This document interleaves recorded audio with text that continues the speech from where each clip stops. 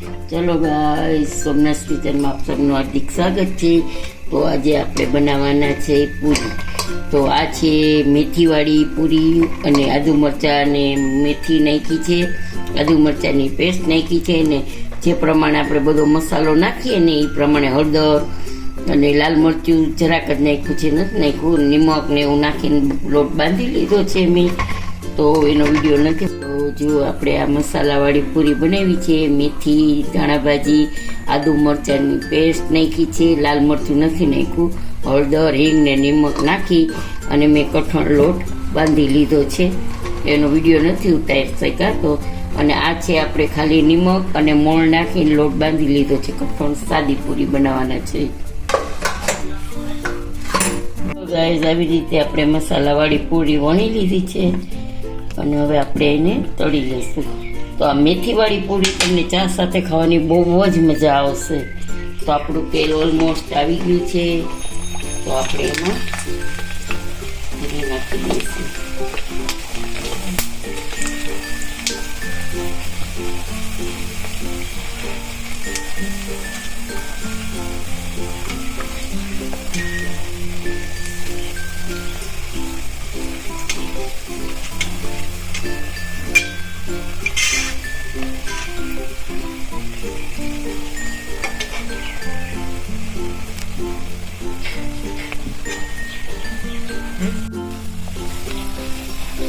તો જો ગાઈઝ, આપણી પૂરી આવી રીતે સરસ ફૂલી ડોળા થાય છે.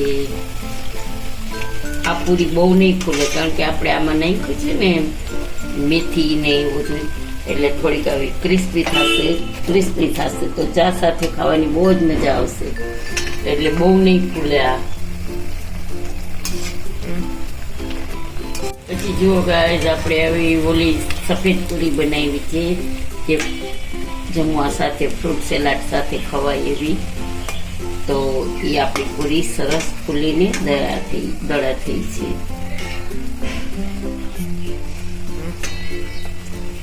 જો હવે આવી પૂરી આપણી થઈ ગઈ, પલટાવી રાખવાનું એટલે આપણી પૂરી થઈ ગઈ છે. તો હવે આપણે બીજી નાખી દઈશું.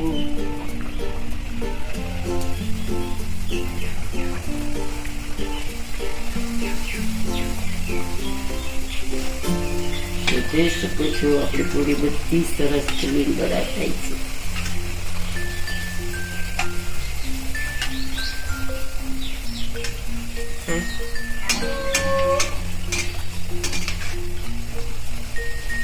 જોઈ શકો છો આપણી પૂરી મસ્ત બધી ફૂલી છે, સરસ. અને આ પૂરી છે ને એ ક્રિસ્પી થશે, તમારે ચા સાથે ખાવામાં બહુ મજા આવશે. એટલે ફૂલશે નહીં. અને આ તો આપણી લોચા પૂરી છે વ્હાઈટ કલરની, જે ફ્રૂટ સલાડ સાથે અને શાક, સૂકી ભાજી બધાય સાથે ખવાય. આપણા ગુજરાતીઓને તો ખબર હોય પણ અમુકને ન ખબર હોય, એટલા માટે હું કહું છું.